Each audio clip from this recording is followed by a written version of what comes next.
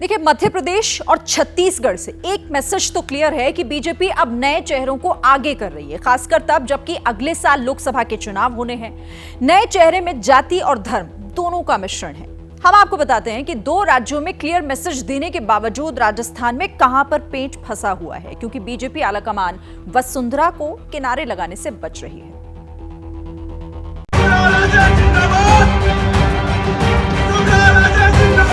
जाटों की बहू और राजपूतों की बेटी और गुजरों की समधिन। क्षेत्र की जो महिला है ना, उनकी ताकत देखो, उनकी सहन शक्ति देखो। इतनी गर्मी के अंदर इतनी सुंदर, क्या ताकत वाली है। ये मेरा परिवार है, इसलिए मैं आपसे इस तरीके से बात कर सकती हूँ।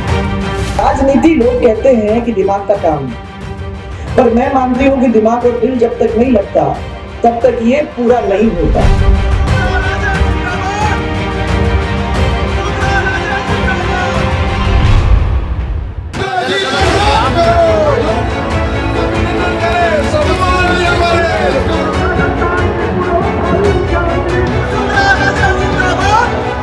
बेबाक, बेलौस और बिंदास अंदाज में बोलने के लिए विख्यात वसुंधरा राजे अब भी पावर सेंटर बनी हुई है राजस्थान की राजनीति का। 70 बरस की महारानी तीसरी बार सत्ता के अट्टालिका पर बैठने के लिए बेकरार सी। मुख्यमंत्री को लेकर उधेड़बुन के बीच मैडम वसु की वफादारी में पुराने सियासी खिलाड़ी जयपुर के 13 सिविल लाइंस को धुरी बनाकर उन्हें रेस में बनाए हुए हैं। दिल्ली दरबार निश्चित नतीजों पर नहीं पहुंच पा रहा। इसे छत्तीसगढ़ में चुना गया है, वैसे यहाँ चुना जाएगा। बुधवार तक ये सारी दुविधा, मैं सोचता हूँ बुधवार तक तो हो ही जाएगा। ऐसे में लोग ये जानना चाहते हैं कि बीजेपी क्यों उन्हें नजरअंदाज नहीं कर पा रही। वसुंधरा राजे सिंधिया की शख्सियत क्या है? 24 के चुनाव के लिए वसुंधरा क्यों फैक्टर? इसे समझने के लिए सबसे पहले जान लीजिए कि मरुधरा में वसुंधरा होने का मतलब क्या है। राजमहल से निकलकर सत्ता के सिंहासन तक पहुंचने वाली महारानी के दरबार में पिछले 2 दशकों से राजस्थान की केसरिया सियासत सजदा करती रही। अपने तेवर और ताकत के दम पर हाईकमान को झुकने के लिए मजबूर करती रही। वसुंधरा का अंदाज आक्रामक, उनके साथ जाति फैक्टर, कार्यकर्ताओं पर मजबूत पकड़, समूचे राजस्थान में लोकप्रियता। महारानी का दामन बेदाग है, महिला होने का फायदा। राजस्थान बीजेपी में उनके कद का कोई नेता नहीं दिखता। सूबे में बीजेपी के पास कोई ऐसा चेहरा नहीं जिसमें ये सातों खूबियां हैं।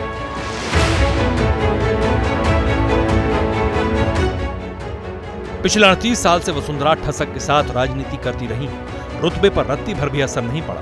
जमीन से जुड़े रहने के बावजूद उनके शब्दों में राजशाही अंदाज झलकता है। जितनी ताकत के साथ विरोधियों पर प्रहार करती हैं, उसी अंदाज में पार्टी के अंदर भी बेखौफ बेधड़क अपनी बात रखती हैं। सवाल नहीं, नो सवाल। आपने क्या सवाल नहीं सर, नो सवाल। अब इसके बाद आप स्विच कर दो ऑफ एंड देन अपन बात करेंगे। जब मध्य प्रदेश के आदेश के जरिए वसुंधरा राजे तक संदेश देने की कोशिश की जा रही है, तब भी वसुंधरा के अंदाज पर कोई असर नहीं है।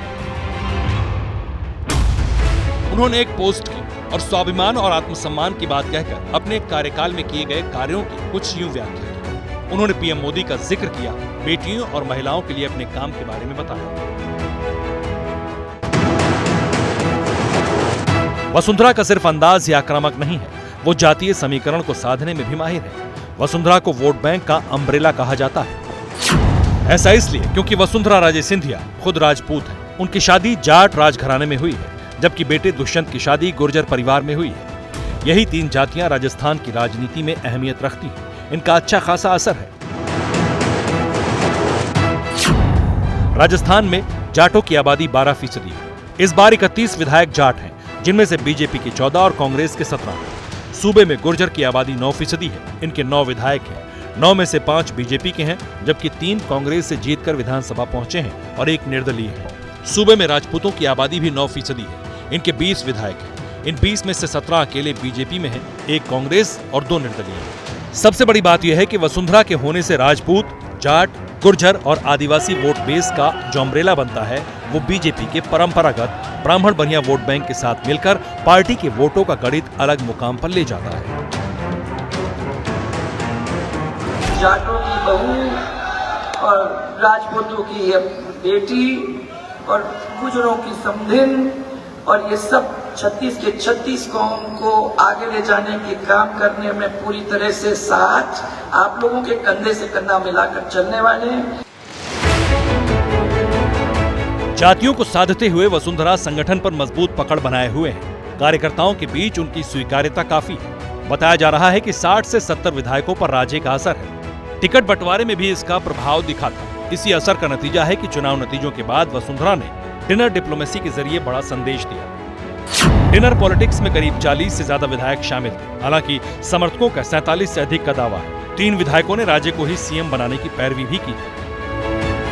आला कमान से मनाही के बावजूद कई विधायक वसुंधरा से मिलने पहुंचे। वसुंधरा जी को सीएम बनने के लिए ये बहुत कम आते हैं वहाँ से अपना क्षेत्र छोड़कर ये यहाँ आए हुए हैं, तो मेरी ड्यूटी बनती है कि वसुंधरा जी राजा साहब से मिलवाने का। इस बार जो 8 निर्दलीय चुनाव जीतकर पहुंचे हैं उनमें से भी 4 ऐसे विधायक हैं जो वसुंधरा के करीबी हैं। यूनुस खान तो वसुंधरा कैबिनेट में बाकायदा मंत्री भी रहे। जीत के बाद कई निर्दलियों को वसुंधरा ने फोन कर गोलबंद करने की कोशिश भी की थी। इसकी वजह उनकी लोकप्रियता। आंतरिक सर्वे में भी वसुंधरा राजे को बीजेपी का सबसे लोकप्रिय नेता बताया गया था। वसुंधरा राजे ने इस विधानसभा चुनाव में करीब 56 सभाएं की। इनमें 36 जगहों पर बीजेपी जीती। इसके बाद चुनावी रैलियों में वसुंधरा का जोर देखा गया। अमित शाह ने वसुंधरा की तारीफ की। प्रधानमंत्री मोदी ने वसुंधरा के साथ रैली की। राजस्थान की यही पुकार, आ रही है भाजपा सरकार। वसुंधरा राजे की दावेदारी इसलिए भी मजबूत है क्योंकि उनके दामन पर कोई दाग नहीं। शिवराज सिंह चौहान के राज में व्यापम जैसे घोटाले का इल्जाम लगे। रमन सिंह की सरकार भी सवालों में रही, मगर वसुंधरा राजे के दामन पर भ्रष्टाचार की छींटे नहीं। और सबसे बड़ी बात यह है कि महिला फैक्टर काम कर रहा है। इस वक्त बीजेपी की कोई महिला मुख्यमंत्री नहीं। प्रधानमंत्री मोदी ने महिला आरक्षण कानून बनाकर नया संदेश दिया। मोदी सरकार कम से कम 2 दर्जन योजनाएं महिलाओं के नाम पर चलाती है। उनमें उज्ज्वला योजना से लेकर शौचालय, 3 तलाक, मातृत्व अवकाश तरीकी योजनाएं। ऐसे में महिला फैक्टर भी वसुंधरा के दावे को मजबूत कर रहा है। सूत्रों का दावा है कि वसुंधरा कम से कम 1 साल के लिए मुख्यमंत्री बनना चाहती है। उन्होंने 1 साल वाला प्रस्ताव दिल्ली दरबार तक भेज दिया। लेकिन एक तरफ आला कमान वसुंधरा को धैर्य बनाने के लिए कह रहा है, तो दूसरी तरफ भोपाल से जयपुर को साफ साफ संदेश दिया है। मध्य प्रदेश में 18 सालों के मुख्यमंत्री शिवराज सिंह चौहान के बदले डॉक्टर मोहन यादव को मुख्यमंत्री बनाया गया है। इससे पहले छत्तीसगढ़ में 15 साल के मुख्यमंत्री रमन सिंह को हटाकर विष्णुदेव साय को सत्ता सौंप दी। बड़ी बात यह है कि इस बार तीनों राज्यों का चुनाव पार्टी और मोदी के नाम पर लड़ा गया था। न तो शिवराज, न ही रमन और न ही वसुंधरा को चेहरा बनाया गया था। ये मोदी युग है और इस युग में आलाकमान हमारे यहाँ सर्वोच्च है। कांग्रेस की तरह हमारा आलाकमान कमजोर नहीं है। ऐसे में वसुंधरा राजे का क्या होगा, ये बड़ा सवाल है, क्योंकि चंद घंटे बाद विधायक दल की बैठक होगी। राजस्थान की सत्ता से सिंहासन पर बैठने वाले का फैसला होगा। साथ ही फैसला होगा 70 बरस की वसुंधरा राजे की सियासी भविष्य। जैसे ही घड़ी का काटा दोपहर 2:30 पे आए, बबीता जी का दिल सास बहू साजिश के लिए मचल जाए। और ये है इनकी बहू, पूरे दिन ऑफिस की टेंशन हो जाए गॉन जब ये करें अपना फेवरेट शो फ्री टाइम पे ऑन। इनकी तरह आप भी देखिए अपना फेवरेट शो अपने टाइम पर और डाउनलोड कीजिए एबीपी लाइव ऐप अपने स्मार्ट टीवी पर।